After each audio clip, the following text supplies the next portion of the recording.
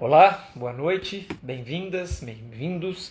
Meu nome é Leonardo Máximo, eu sou coordenador em Minas Gerais do IBDD, Instituto Brasileiro de Direito Esportivo, e estamos iniciando hoje a temporada 2021 das lives do IBDD. Então, bem-vindos e bem-vindas a mais uma live Jusesportiva do nosso IBDD. É um enorme prazer inaugurar essa temporada 2021 aqui com vocês. Esse projeto que foi um sucesso enorme, né, no ano passado, relembrando, né, como é que é a dinâmica do nosso projeto.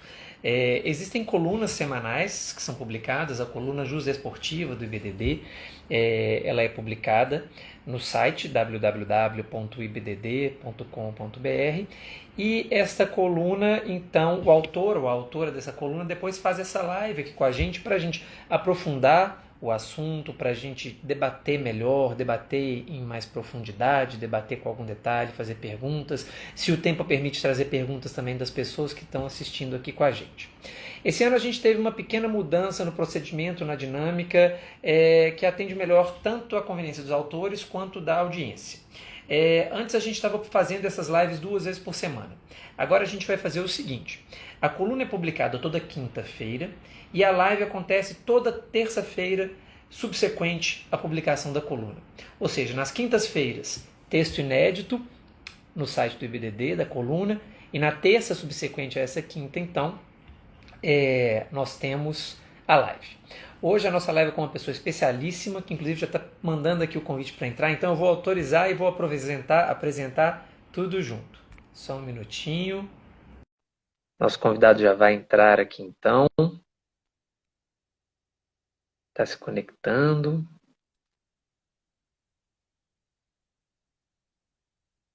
Vamos só ver se está com algum probleminha de conexão. Mas enquanto ele se conecta, eu já vou até anunciar de antemão. Nós temos aqui com a gente um amigo querido e uma pessoa que é uma referência absoluta no direito desportivo, que é o Felipe Legrazzi Isabella. O Felipe, que tem um currículo fenomenal, ele é mestre, doutor em direito, sócio fundador, conselheiro do IBDD, é uma pessoa que tem uma história enorme aqui junto de nós no IBDD, é uma pessoa que ajudou a literalmente criar, construir e que ajuda a tocar e que ajuda a conduzir o IBDD de uma maneira sensacional. Ele está aqui ainda se conectando, eu já dei autorização para que ele possa se conectar, imagino que esteja tendo algum probleminha de internet. Talvez eu vou até cancelar e pedir para ele pedir de novo para participar. Vamos ver. De qualquer forma, o Felipe escreveu um texto interessantíssimo, contrapondo as ideias de justiça desportiva e de arbitragem. De fato, o texto dele se chama Justiça Desportiva versus Juízo Arbitral. Eu vou conferir se ele está tendo uma dificuldade para conectar e já já imagino que a gente já comece o nosso papo. Enquanto isso, eu vou saudando o pessoal que está entrando aqui. Eu estou vendo o Luiz Otávio com a gente, estou vendo o pessoal que nos acompanha aqui normalmente, o Júlio Zanoni, o Bruno Menezes. Então, enfim, é uma alegria porque a gente está iniciando essa temporada de 2021 das lives do IBDD no melhor estilo possível, né, tendo uma pessoa da envergadura intelectual do Felipe, do Isabella, a gente chama ele de Isabella, né, e trazendo um tema que é muito interessante para nós, concernente a dois tópicos de extrema relevância para a nossa atividade. A justiça desportiva, é necessário dizer, né, cada vez mais a gente sabe a importância da justiça desportiva, e também o juízo arbitral, que é algo que é muito caro a todos nós, né? Vamos ver se a gente consegue. Maravilha! Nos conectamos. Ótimo. Tá me ouvindo Boa bem? noite, doutor Felipe Legrazzi Isabella, o brasileiro mais italiano do direito desportivo. Tudo bom? Tudo bem, Léo? Feliz ano novo aí. Espero que você esteja bem, família toda, o pessoal que está assistindo aí. Já estamos em fevereiro já, né? Já está voando. Feliz ano novo, bem-vindo. O nosso presidente está aqui também, Léo Andreotti, nosso amigo querido e presidente do IBDD. Estamos prestigiados hoje. Eu estava dizendo aqui, Felipe, da alegria de ter você aqui na coluna e de iniciar a temporada 2021 de live com uma pessoa do seu nível, da sua envergadura intelectual e com um artigo da qualidade que você escreveu. Então, nós estamos começando muito bem. É o sinal de que nós vamos ter um ano muito especial pela frente. Eu estava falando aqui mais cedo da extensão do seu currículo, das suas muitas qualidades e capacidades. Então, enfim, é uma alegria iniciar esse projeto já com um ponto de alto nível. Você sabe que você está em casa aqui, até porque você estava falando também logo antes de você entrar, você literalmente ajudou a criar o IBDD, então, assim, não tem como ter IBDD sem você. Imagina, Léo, poxa, as palavras aí vindo de você, fico muito feliz, na verdade, acho que criar é fácil, né? Conduzir depois que é difícil, né? Primeira criação, a ideia sai do papel, mas se não tem continuidade para tocar o instituto depois que se tem um pontapé inicial, ele morre quantas empresas não nascem e morrem no primeiro, segundo, terceiro ano, né? O instituto não é uma empresa, mas é uma organização. Então a diretoria aí, presidida pelo Léo e por vocês aí que estão fazendo essa brilhante esse projeto, de ter a coluna, ter a live, você principalmente, a Júlia, né, tem um papel fundamental, Fundamental. falei com ela mais cedo, ela, desculpa ficar cobrando, eu falei, não, se não tem você para ser o carro-chefe, para puxar o treino, né, as coisas não saem, porque a gente gosta de escrever, gosta de falar, de participar, mas precisa sempre ter um incentivo. Então, vocês estão de parabéns, é um prazer estar de novo aqui com você e estou à disposição para a gente bater esse papo aí. Maravilha, maravilha. E realmente, assim, a coluna, ela foi se tornando esse sucesso, né? Eu estava explicando aqui para o pessoal de casa, para quem está entrando agora. Até o ano passado, a gente tinha 2 colunas com 2 lives semanais. A partir desse ano, até para atender a conveniência tanto da audiência quanto dos autores e autoras, a gente tem uma coluna que é publicada toda quinta, seguida da live desta coluna toda terça subsequente. Então, esse ano a gente está diminuindo o número de 2 para 1 por semana de colunas e de lives, até para dar um espaço maior para o pessoal conseguir se planejar e tal. E a gente acredita que isso vai trazer mais qualidade, vai trazer esses encontros como esse aqui, vai tornar encontros como o nosso ainda mais especiais. E aí, Legal. já vou entrando no nosso tema de hoje. Você escreveu esse artigo super interessante, extremamente atual, que é a questão da justiça desportiva versus o juiz arbitral. Quer dizer, justiça desportiva, por um lado, que é um instituto, uma instituição de enorme importância para nós aqui no Brasil, né, albergada, né, tendo subedâneo lá na própria Constituição Federal, quer dizer, ela tem o nascedor mais nobre possível dentro da nossa organização legal. E, por outro lado, o juiz arbitral, a arbitragem, que é também um instituto de enorme importância, que, ao contrário da justiça esportiva, não tem essa história toda lá, né, a base tão forte na Constituição Federal, mas que é uma realidade que se torna cada vez mais importante para nós em sede de resolução de conflitos. E aí você trouxe essa contraposição entre essas ideias de uma maneira sensacional.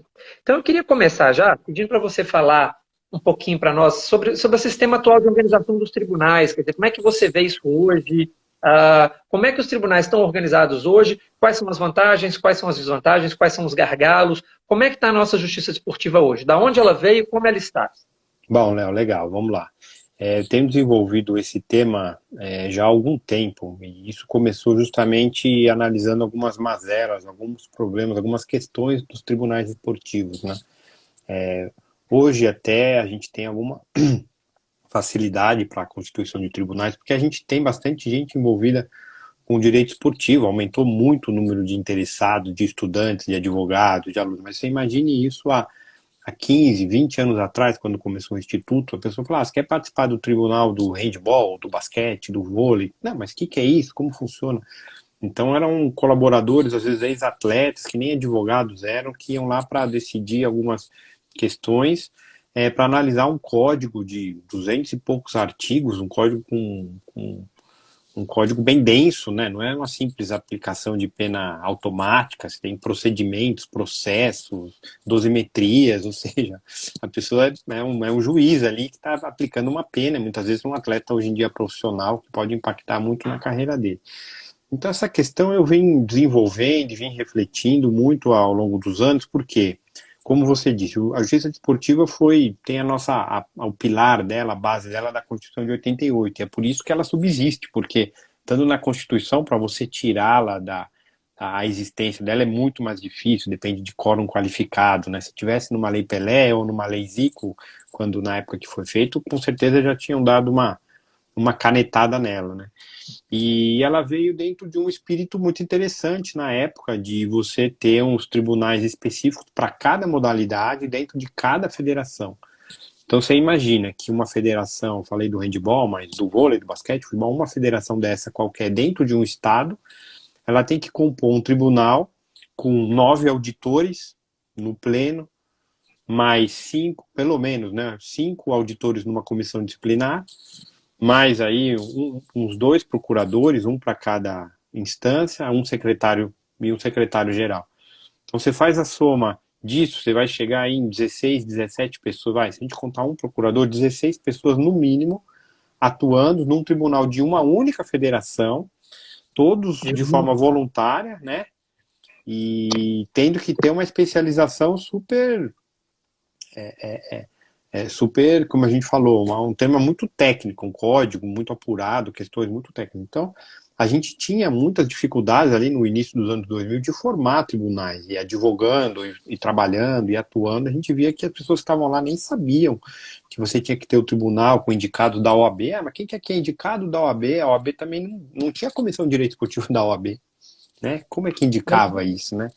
Então são questões que, apesar da Constituição de 88, nos anos 2000 já, algum tempo já após a Constituição, a gente tinha muitas dificuldades. Eu comecei a vir refletindo assim, mas por que um tribunal para cada federação, né? Por que não um tribunal para todas as federações, né? Um tribunal eclético, né? Por que que o futebol demanda mais, tem mais interesse? O futebol sempre é tudo mais fácil, tem mais interesse, Claro.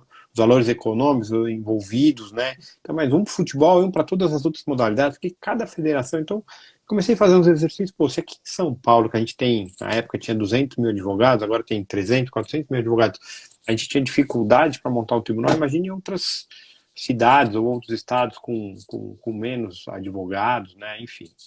Então a gente comecei a pensar e desenvolver, porque vamos melhorar, vamos criar tribunais ecléticos. A gente viu em algumas estados, em alguns locais, o surgimento dessa, porque a lei também não proíbe, o surgimento dessa situação, dessa possibilidade de se criar tribunais ecléticos, como em Santa Catarina, né? Você tem um tribunal lá feito pela Secretaria de Esporte, que todas as federações, ou a grande maioria das federações, tirando o futebol, aderem a esse tribunal em seus estatutos, e você acaba tendo um tribunal único, né, com pessoas especializadas julgando todas as modalidades, até porque a natação, às vezes, você tem um caso por ano, quanto muito, né, não é nem da natação, é do polo aquático, quando solta um braço, voa um braço ali num arremesso, numa briga, né, mas algumas modalidades você tem muitas poucas incidências disciplinares de competição, e a gente só vai ver que o tribunal precisa e faz falta a hora que efetivamente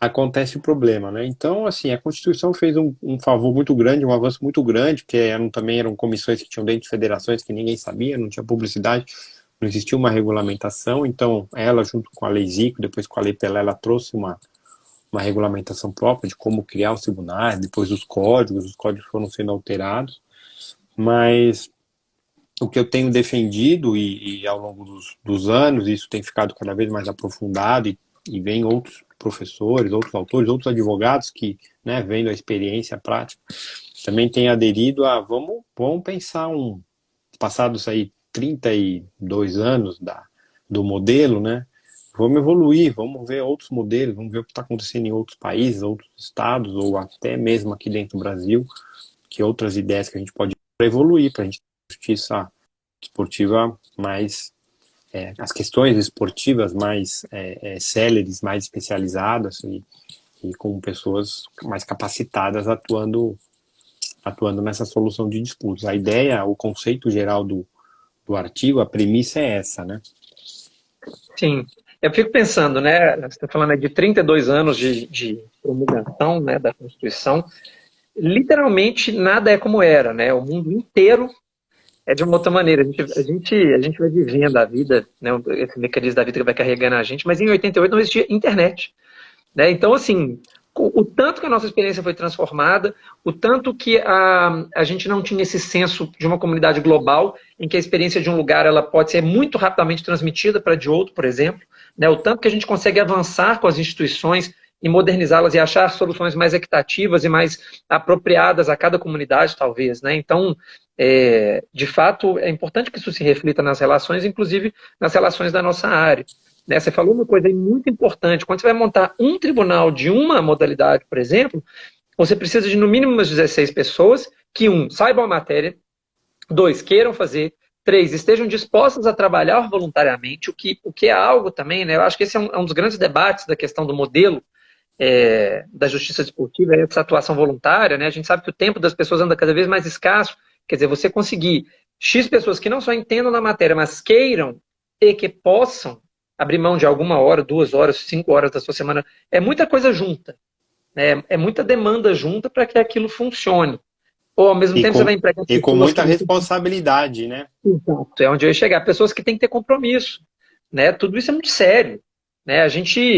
Infelizmente, a gente fala em desporto, a gente tende a pensar automaticamente em futebol, mas todos os esportes, é claro, tem uma série de pessoas apaixonadas, né? De aficionados e aquilo é muito sério, aquilo é muito importante. Eu fui, você estava falando aí de esportes menos convencionais, eu fui atleta de hipismo.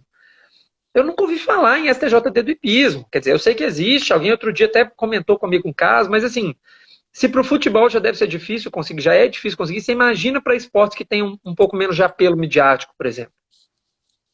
Né? Então, O hipismo ainda tem uma capacidade financeira por conta do esporte em si, né? Mas tipo de você, público, inclusive. do tipo de público, lógico, mas realmente é muito difícil. Você atua também bastante com esportes eletrônicos, né? Com competições, enfim, se a gente vai fugir ou não do tema, mas eu participei de umas mesas de discussões, né? O pessoal do esporte eletrônico, eu não sei o que você pensa, mas eles querem fugir, que nem querem fugir da justiça desportiva de qualquer jeito. Não, vamos botar, né? Lógico, você falou, o mundo mudou, né? Os caras querem botar uma solução que 3 pessoas se entrem num fórum de internet e resolve a disputa ali e pronto, não tem recurso, no máximo um recurso em meia hora por WhatsApp ou por qualquer tela. E aí eu estava Sim. discutindo com o pessoal dos esportes eletrônicos, falei, olha, vocês querem aderir ao sistema do... Vocês querem esportes eletrônicos, querem ser um esporte, querem aderir aos benefícios da lei, dos incentivos, dos contratos, tem as mazelas também, né? Você vai ter que engolir uma justiça esportiva, você vai ter que dar um jeito aqui de englobar isso, e não dá mais, a gente precisa pensar em soluções que reflitam a realidade do esporte, da modalidade e também do que a gente está vivendo hoje no dia a dia. Né? Perfeito, perfeito. Não, especificamente, né, eu de fato eu trabalho com uma das coisas que eu faço é trabalhar com esporte, e a gente sabe que é uma geração, é um pessoal que está acostumado a resolver as coisas de uma outra maneira, especialmente nesse último ano que a gente teve, esse ano de pandemia, enquanto quase tudo minguou de certa forma, né, foi prejudicado, os esportes eletrônicos deram um salto, né, então, de fato é uma galera que não vai se submeter a modelos tradicionais de resolução de conflitos. Isso dito, né, você traz aí no seu artigo, nós vamos discutir com mais profundidade, claro, a ideia da aproximação de um modelo arbitral. Então, eu queria que você falasse um pouquinho para a gente justamente sobre isso. A arbitragem, como é que ela está no mundo caminhando, como é que ela está sendo vista, como é que ela está sendo vista. Primeiro a arbitragem em geral e depois, obviamente, a arbitragem em matéria esportiva. Né? O que é isso, afinal de contas? Como tem sido a experiência mundial no geral e depois afunilando, como que tem sido isso no desporto? Antes de É, passar a palavra, eu vou saudar a nossa querida Júlia Gelli, que, como você falou que mais cedo, é o espírito da coluna, e você tem toda a razão, sem ela não tem coluna. Então, um salve muito grande aqui para ela na nossa primeira live. legal, a Júlia está acompanhando, vendo se a gente está fazendo o nosso trabalho direitinho, né? Tá, ela puxa minha orelha. Bom, a arbitragem é um pouco na linha de quando se criou a justiça desportiva, o que se pretendia? Fugir da justiça comum, né? Que ela é cara, ela é lenta, né? Milhares de recursos, ela é cara, ela não é especializada, os juízes julgam causas de tudo quanto é gênero, no mesmo dia haver uma infindável gama de assuntos. Então a justiça desportiva foi um primeiro passo. A justiça arbitral, o sistema arbitral, né? É mais ou menos na linha de você ter julgamentos por pessoas mais céleres, por árbitros mais especializados e mais aptos a analisar determinada causa. Isso tem evoluído imensamente no mundo, mas a gente que trabalha um pouco com o contencioso de forma geral, contencioso civil empresarial, sabe que nas grandes questões, os grandes contratos, as grandes causas hoje, todas têm ali sua cláusula arbitral que são sempre levadas às grandes câmaras, as principais câmaras arbitrais do mundo, mas por outro lado é um procedimento muito caro, ele é muito mais rápido, mas ele é condensado, ele demanda muito do advogado, das partes, e os árbitros também, ele é muito caro, as custas, os honorários dos árbitros para julgar. Então, o que se tem buscado é uma forma de uma justiça, de uma arbitragem no esporte, de uma forma mais rápida, mais séria, como são muitos mais casos, quando a gente pensa em questões disciplinares, principalmente, são muito mais casos, né? Então, a gente precisa buscar uma solução que ela seja, não vamos falar que é um contencioso de massa, porque acaba ficando, não é bem isso, mas que você tenha gente especializada para julgar mais casos, em vez de ser casos concentrados com um custo menor e com mais especialidade. Então, a lei de arbitragem, ela tem servido para as questões comerciais de maneira como um todo. A Lei Pelé fez uma alteração há algum tempo, acho que foi 2015, uma alteração. Vou pegar aqui o artigo, eu citei aqui no artigo. Você citou mesmo, ela tem a alteração de 2011, talvez? Deixa eu pegar aqui, a gente acha ele aqui já. Artigo 2011, artigo 90C, que fala que as partes interessadas poderão valer de arbitragem para dirimir litígios relativos a direitos patrimoniais disponíveis, vedada a apreciação de matéria referente à disciplina e competição esportiva. Ou seja, a Lei Pelé hoje ela proíbe que a matéria que é constitucional de disciplina e competição seja dirimida por arbitragem, mas ela incentiva que questões comerciais relacionadas ao esporte ela seja, assim, dirimida por arbitragem. Isso tem aumentado muito no Brasil, principalmente depois que a CBF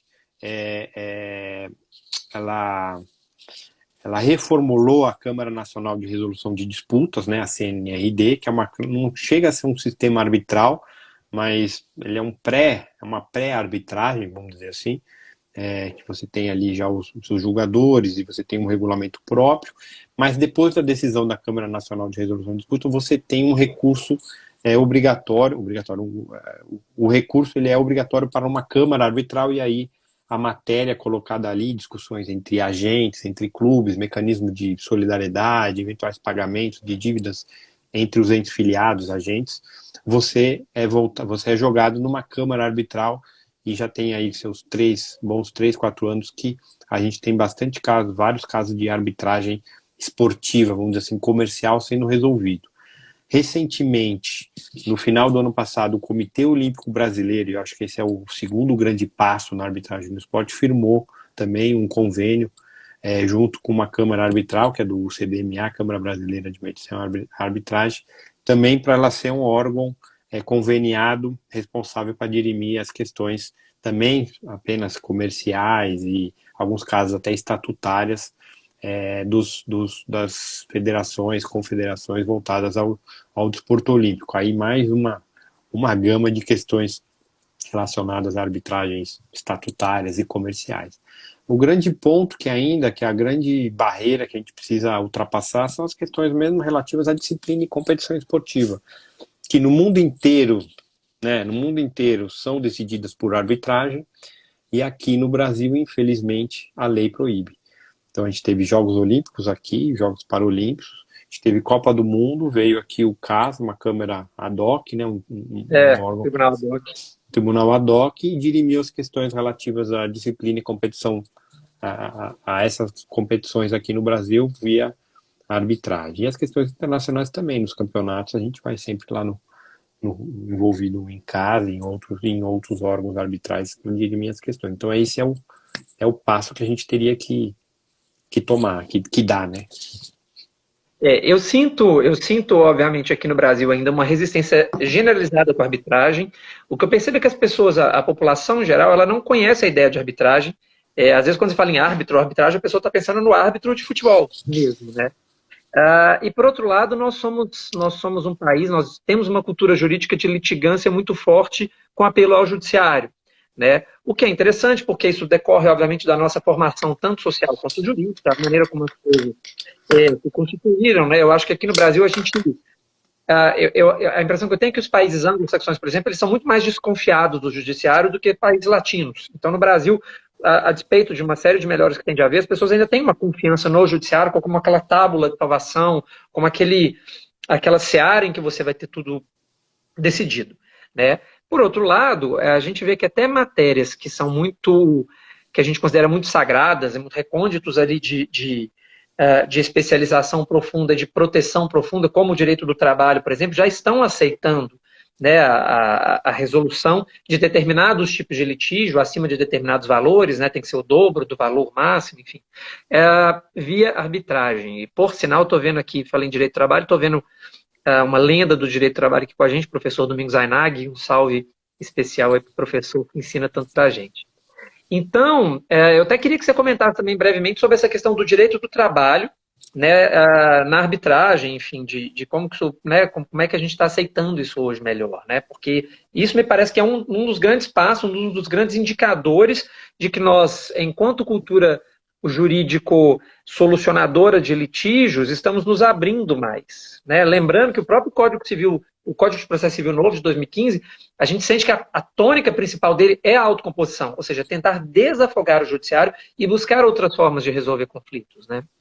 Pois é, quando a gente fala que a justiça desportiva precisa caminhar para realmente começar a resolver ou migrar para o sistema arbitral, a gente vê a justiça do trabalho também sempre um pouco mais refratária a esse tipo de mudança, tendo aprovado em 2017, na reforma trabalhista, um artigo, acho que é o artigo 507A, permitindo que em determinadas situações haja uma solução, né, via arbitragem, uma resolução de um contrato de trabalho via arbitragem. Tem ali as considerações, um primeiro passo. O que a gente tem visto também, participando de alguns fóruns, de algumas discussões, na própria CNRD, na CBF, né, a gente participei de um curso e que o secretário-geral estava comentando, que começaram a chegar alguns casos, é curioso, de que a CNRD, caso a reclamação, a ação trabalhista seja proposta pelo próprio atleta, né, se for de iniciativa do próprio atleta, da pessoa física, ela aceita a competência e faz ali e dá ali uma decisão, como um pré-contencioso, uma pré-arbitragem. Então eles têm visto lá alguns casos de iniciativa dos atletas preferindo ir na Câmara de Resolução de Disputa da CBF para resolver questões relacionadas ao contrato de trabalho do que ir na própria Justiça do Trabalho, apesar de que a Justiça do Trabalho hoje em dia anda bem célere por conta das reformas, de questões de sucumbência, mas muitos atletas têm preferido ir à Câmara da CBF, eventual recurso para arbitragem, justamente pela forma de cumprimento depois da pena, da decisão, como tem árbitros ali, julgadores da área esportiva, trabalhista, que conhecem o métier, conhecem o campo ali, principalmente do futebol. Depois a forma de cumprimento, podendo o clube sofrer sanções, as tais sanções desportivas, que os clubes tanto temem, né? Pode penhorar tudo, o troféu, tudo, só não tira 3 pontos do time para ele correr o risco de ser rebaixado, alguma coisa assim. É ali que dói. Então, muitos advogados têm dito que estão preferindo, e eles comentaram que existem algumas ações de iniciativa dos próprios atletas, preferindo ir na Câmara de Resolução da CBF, justamente para depois poder cobrar e pedir a punição desportiva. Então, realmente, a justiça trabalhista avançou, tem avançado, a gente ainda não tem decisões definitivas assim, de TST, né, uma jurisprudência toda consolidada, permitindo, dizendo se é constitucional ou não, mas a tendência é que ela venha a ser realmente, essa mudança na reforma de 2017, ela venha a ser realmente ratificada pelos tribunais superiores e torne-se, aí, principalmente no esporte, um caminho sem volta. Não, e você vê o seguinte, né, ainda não estamos falando de JD, mas estamos falando de arbitragem em matéria esportiva.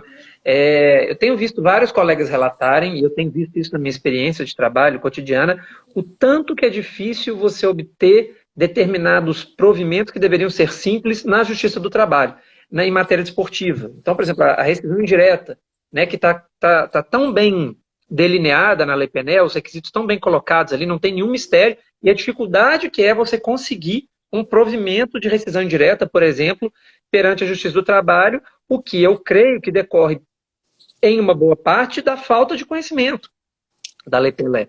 Né? Então, de casos próximos da nossa experiência, da gente falar, gente, mas está inteira configurada a revisão indireta, como assim que ela não foi concedida? Né? Quer dizer, não estou de maneira nenhuma trazendo um aspecto pejorativo aos magistrados do trabalho, mas eu creio que é um daqueles exemplos em que um julgamento especializado, por pessoas que só lidam com isso, abordaria o tema de uma maneira talvez mais técnica, de uma maneira talvez mais apropriada, mais adequada. Quer dizer, de fato, você querer que um julgador ou uma julgadora conheça tudo, de tudo que aparece na frente dele ou dela, é até injusto com ele enquanto ser humano, né? Porque não vai conseguir, né? Nós somos falhos por definição, né?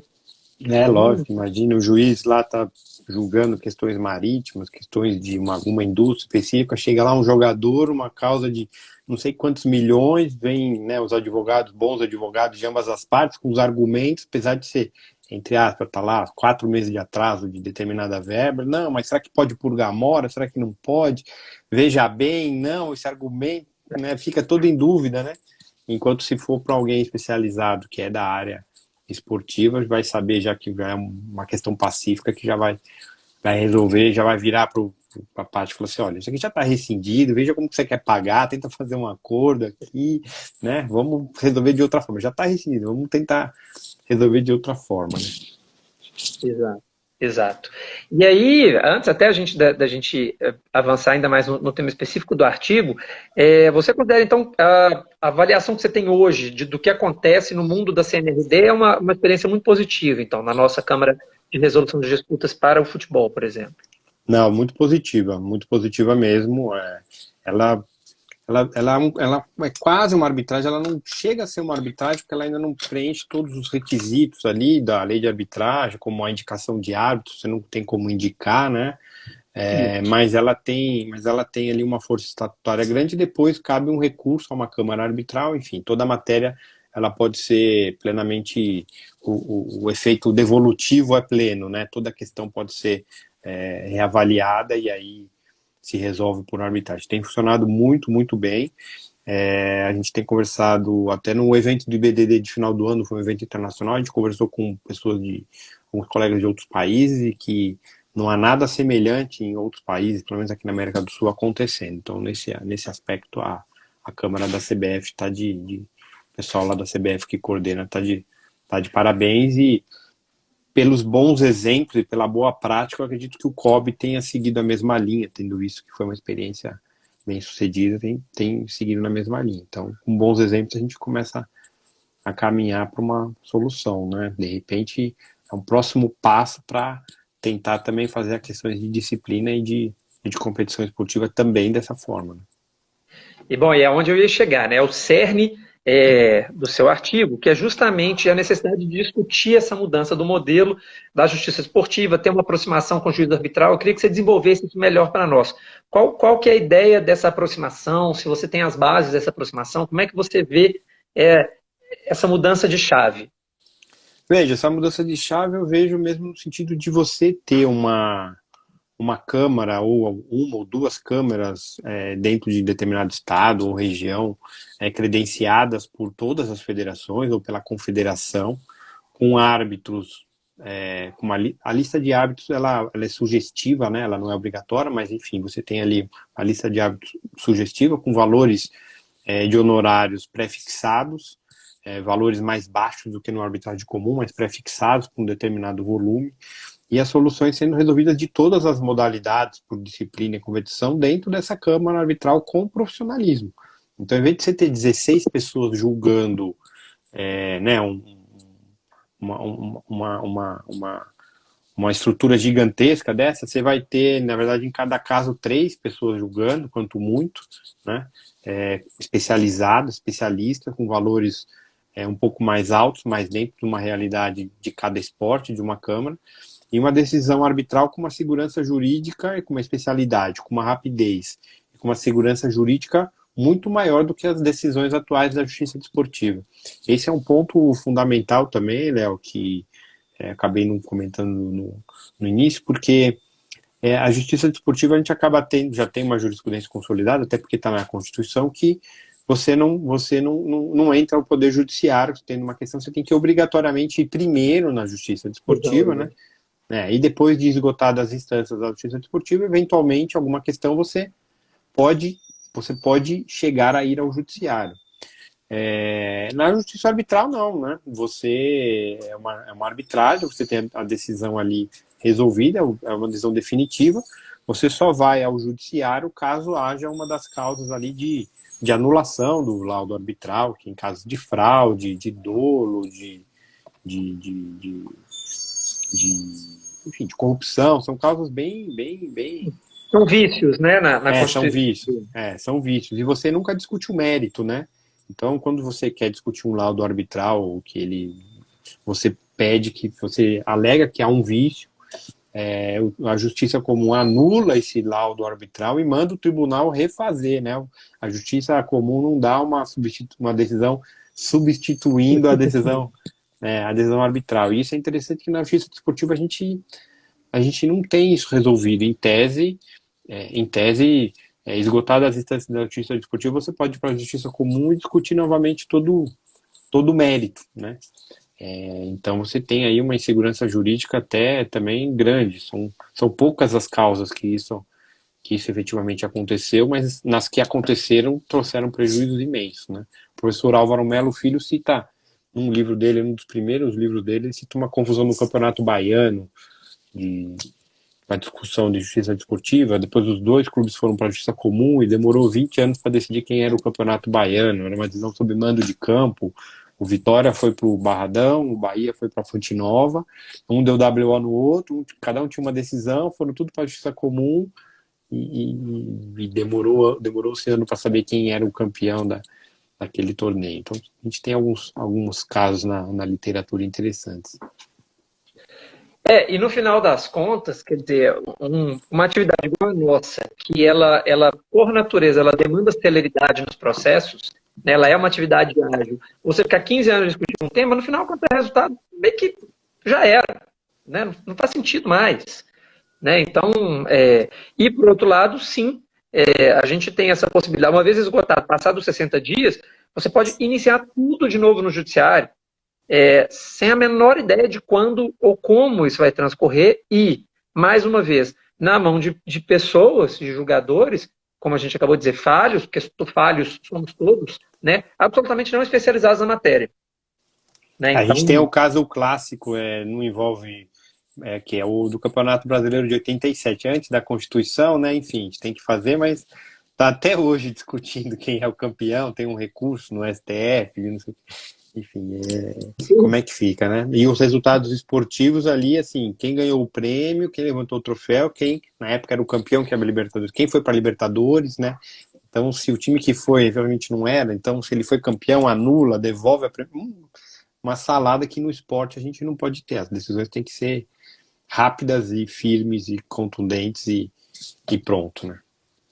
Perfeito. A propósito, Milton Jordão, nosso amigo, acabou de ingressar aqui, membro da CNRD. Milton, bem-vindo, um abraço para você. Estávamos aqui há pouco tecendo vultosos elogios à CNRD e à atuação da CNRD e a importância do espírito que ela traz dentro de uma sistemática mais moderna, mais contemporânea e mais célere de resolução de disputas. E eu vou aproveitar também para mandar um abraço para o nosso Gustavo Delmin, já foi presidente do IBDD e junto com a Isabela fizeram parte aí dessa geração que criou e que até hoje está conduzindo para que nós que chegamos depois pulássemos nesse bonde aí e colhêssemos alguns dos frutos que vocês estão brilhantemente plantando. E Felipe, eu vou trazer aqui pergunta cabeluda, tá? Toda essa ideia é sensacional. E aí, como é que a gente lidaria com a questão do artigo 219? Né? 217, perdão. Quer dizer, seria uma questão de PEC, seria questão de ter uma autorização especial? Como é que você veria isso operacionalizado? Ou a gente ainda tem que pensar sobre isso? Não, eu acho que primeiro a gente tem que evoluir bastante a ideia, a estrutura, né? A discussão, como que essas câmaras agora do esporte olímpico, como é que elas vão funcionar, qual vai ser a adesão, o entendimento. Você falou muito bem sobre a questão da arbitragem. Um dia eu publiquei que fiz um curso de arbitragem e um amigo, pô, agora você vai ser juiz de futebol e tal. Então, realmente, pouca gente, né, quem não é da área muito específica ainda não entende, né, que existe uma solução alternativa de resolução de disputas, né? Então, acho que a gente tem que, a ideia da arbitragem, ela tem que ser mais discutida, mais espancada, no sentido da gente achar também problemas, né, porque vão existir. Eu acho que o custo dela talvez seja então a gente tem que discutir isso com federações, com os clubes, com os atletas, e tendo isso mais ou menos organizado, é uma questão de quando tiver alguma reforma constitucional, alguma PEC, algum redesenho da Constituição, alguém junto com apresentar um programa, uma ideia e fazer essa alteração, essa sugestão de alteração, mas eu acredito que tem que ser feita já com as bases prontas, né? Porque quando se criou o sistema da justiça desportiva, veja, foi criado em 88 e a lei que regulamentou foi em 93, ficou uns 5 anos num sistema um pouco capenga, sem ter a lei Zica de 93, que estipulou como é que eram criados os tribunais, como que deveria funcionar, então ficamos 5 anos praticamente sem funcionar. Então, acredito que a gente tem que ter a estrutura pronta, que a gente não vai poder ter esse vácuo de legislação, essa brecha para os campeonatos que estão em andamento, de como que vão funcionar, como que não vão funcionar. E hoje em dia eu posso dizer que existe sim um grande número de advogados, a gente tem bastante mão de obra já especializada para atuar, para debater e para enfrentar essa questão, né? Como antigamente você tinha, imagino que na Constituição de 88 você tinha 5, 6, 7 pessoas que militavam nessa área, né? Hoje em dia a gente pode montar uma comissão aqui de 100 nomes facilmente que com certeza vão poder contribuir num debate constitucional e de estrutura da justiça esportiva como esse, né? Eu estou vendo que os saltos têm sido rápidos nos últimos tempos, né? Quando eu falava, sei lá, em 2006, 2007, que eu trabalhava com direito desportivo, as pessoas me olhavam super torto, assim, ninguém tinha nem ideia do que era. Hoje em dia, quando você fala, as pessoas já têm uma noção, né? Então, é uma questão de fazer com que a nossa área seja conhecida e, da mesma maneira, me parece que é muito importante a gente fomentar essa cultura da valorização da arbitragem em geral. Eu acho que quanto mais a gente perceber a importância, quanto mais a gente explicar para as pessoas, olha, existe arbitragem, ela funciona assim, porque eu volto na questão e é uma questão cultural nossa mesmo, de quão dependentes nós somos do judiciário, ou da ideia do tribunal, né? Ou seja, justiça esportiva, obviamente, não é o poder judiciário, mas ela tem essa ideia de um tribunal, e o quão desconfiados nós somos, enquanto nação, da ideia de outros métodos de resolução de disputas, de litígios, de conflitos, né? Então, a impressão que eu tenho é que é muito importante a gente trabalhar, a gente fazendo esse fomento nas nossas comunidades, da importância da arbitragem enquanto método, do desafogar tribunais e de quanto que a ideia dos tribunais, como a gente os conhece hoje, pode custar caro para a federação, embora os trabalhos sejam voluntários, e de como a gente pode realmente encontrar outras formas de resolver as questões, né? Formas que passam pela autocomposição, enfim, E a questão que você colocou da velocidade da mudança e como as pessoas hoje em dia têm entendido um todo, né? A gente imagina como que imaginava há 2 anos atrás que sessões de STJD de futebol, que é o mais tradicional, ou de qualquer outra modalidade iam ser feitas pelo celular, que nem nós estamos aqui falando do celular. A gente está fazendo defesa do tribunal pelo celular, a gente pluga o celular aqui, faz a defesa, o contraditório não é a mesma coisa de pessoalmente, você pode conversar, enfim, você tem ali, lógico que você perde um pouco da sensibilidade, mas você envia os documentos, faz a sustentação oral, você ouve as testemunhas, uma série de plataformas, isso tudo avançou, então isso também diminui custo, lógico, talvez seja uma bandeira até favorável à manutenção da justiça desportiva, porque antes um grande problema era reunir. Eu coordeno lá a Liga de Futsal, né? E a gente tem um tribunal com pessoas, a gente procurou trazer pessoas, lógico, de conhecimento da área, mas de vários lugares do país, para poder ser um tribunal de uma entidade nacional. Só que toda vez que tinha que reunir, além de um custo desgraçado, a pessoa, para vir julgar, às vezes, 2 processos, vinha um de Minas, um do interior de São Paulo, outro do litoral, um de Santa Catarina, um de Porto Alegre. Custava 10 mil, 15 mil reais uma sessão. A pessoa que vinha também perdia o dia inteiro, que tinha que acordar, a gente está em BH, né? Acordar para ir para Confins, dá 1h30, 2 horas. 1 hora de viagem. É, 1 hora de viagem. Depois chega aqui em Guarulhos, mais 1 hora para chegar em qualquer lugar. Aí faz a sessão de 1 hora, mas perdeu o dia todo, né? Então, Sim.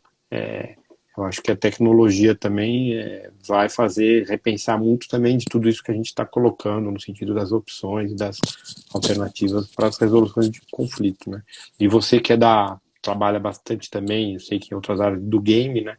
Eu já até vi questões também de ter cláusula. Eu cheguei a ver um campeonato que tinha uma cláusula entre árbitro arbitral. Falei, ó, em tese vai ter justiça esportiva. Doutor, deixa como tá, vamos fazer aqui, cada um entra na plataforma, se tiver uma dúvida, o cara manda uma mensagem, a gente clica todo mundo antes de pandemia, clica todo mundo aqui no WhatsApp, a gente monta uma salinha de 3 aqui e damos um veredicto aqui se ele fez lá, ou teve algum problema ou não. E também acabou.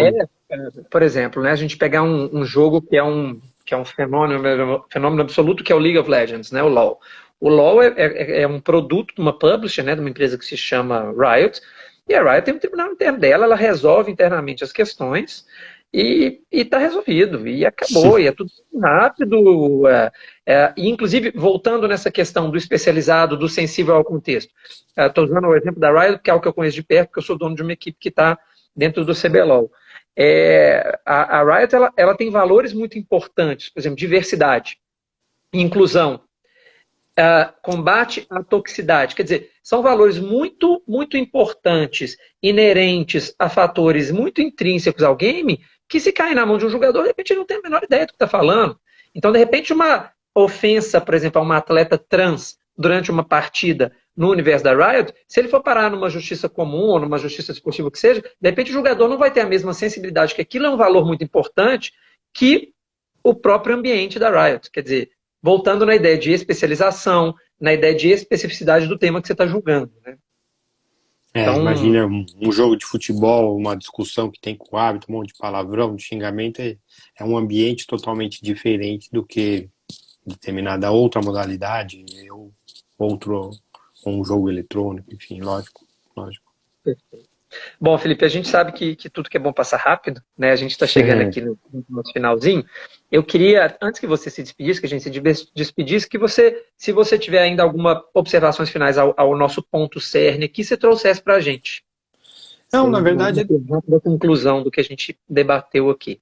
eu acho que legal que a justiça desportiva acaba sendo uma porta de entrada para muita gente, muitos estudantes que começam a querer trabalhar, entender, acaba sendo uma porta de entrada para muita gente. Todo mundo começa ajudando em algum tribunal, até porque precisa, né? Cada tribunal precisa de 16, 17 pessoas, então acaba sendo a porta de entrada de contato com o esporte profissionalmente ou com algum esporte que mais gosta. Então, lógico que aqui são reflexões que eu tenho feito ao longo dos anos, tenho aprimorado esse artigo, já escrevi algumas versões dele no passado, defendendo uma outra linha, agora um pouco mais na linha de arbitragem. Na verdade, eu convido até o pessoal do IBDD, os alunos, o pessoal que gosta do tema, de aprofundar esse estudo, essa discussão, de repente ajudar com pesquisa, como é feito em outros países, né? A gente sabe que a justiça esportiva como a gente tem é só no Brasil. A gente já sabe o que é bom, o que é ruim, quais são os problemas, o que ajuda, quais são os gargalos, mas trazer exemplo de como funciona em outros países que ainda não chegou à arbitragem ou que se tem arbitragem, né? Alguém gosta de fazer pesquisa de direito comparado, eu acho que é interessante para enriquecer esse debate, por isso que é mais uma questão assim, ó, vamos debater esse assunto, vamos ver o quanto que dá para a gente evoluir. Você trouxe o exemplo da Riot, que tem lá a sua própria comissão, vamos ver como funciona em outros países, outros jogos, outras modalidades. Eu acho que é esse o debate, é esse convite que eu queria fazer para o pessoal do IBDD aí, quem tiver para acrescentar e escrever por cima, a gente fala, né? Pega o artigo, rabisca e escreve por cima. Vamos juntos, né? Não, é sensacional, eu achei a reflexão extremamente apropriada, muito oportuna para o momento que a gente está vivendo de tanta mudança, né? Por que não pensar em mudanças positivas e construtivas como essa?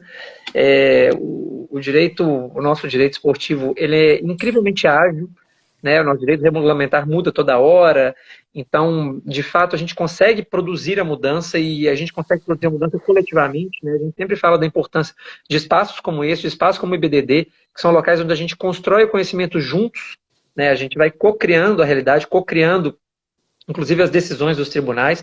Então, a importância da gente debater aqui.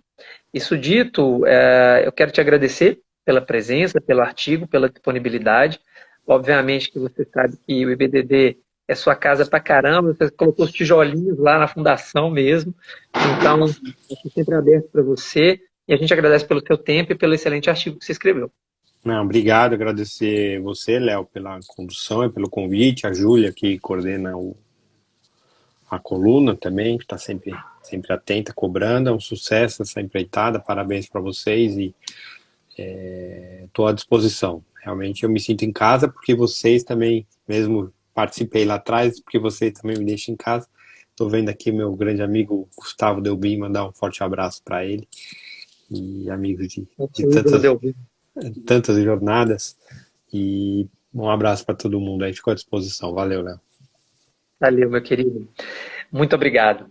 Bom, pessoal, a gente agradece enormemente pela oportunidade de termos estado aqui juntos nessa estreia, né, e o início da temporada 2021 das lives do IBDD. Lembrando, quem pode publicar as colunas no site do IBDD e depois participar da live são só aqueles membros ou membros afiliados. Dá uma olhada lá, www.ibdd.com.br. Existe uma série de vantagens em tornar-se membro ou membro do IBDD, essa aqui é só uma delas, né? E, sobretudo, a gente fomentar juntos e construir juntos o nosso ambiente, a nossa comunidade do direito esportivo no Brasil, de uma maneira cada vez mais robusta, de uma maneira cada vez mais inclusiva, mais participativa, cada vez mais diversa. Para mim é uma honra estar aqui, poder ajudar no pouquinho que eu ajudo, e de fato o IBDD é construído das nossas várias mãozinhas trabalhando juntas, né? Então, quem quiser estar aqui conosco, todo mundo é muito bem-vindo, todo mundo é muito bem-vinda. Relembrando, então, só mais uma vez, as colunas esse ano vão ser publicadas no site do IBDD às quintas-feiras, e as lives vão acontecer às terças-feiras, ok? Então, nobre, querido Felipe, muitíssimo obrigado. Pessoal de casa, muito obrigado pela atenção de todo mundo. E na próxima terça-feira tem mais live. Um grande abraço, bom descanso. Valeu, gente. Um abraço.